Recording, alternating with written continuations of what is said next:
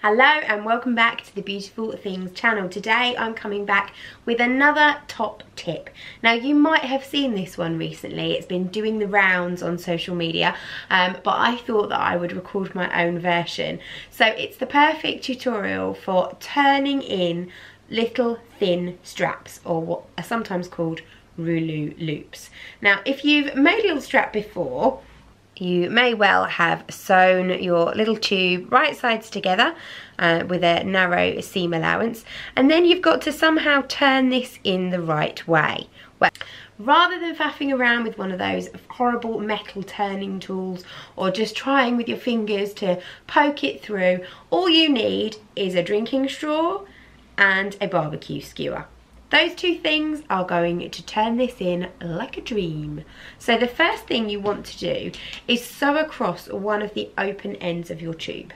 So just like I have here, I've just gone across one of the ends. Then you're going to want to take your drinking straw and you're going to put it in to your open end, and you're going to feed it all the way up to the top.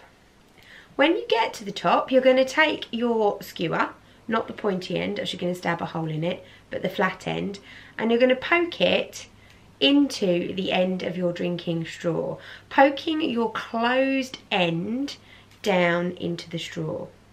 Give it a little wiggle with a little bit of gentle persuasion.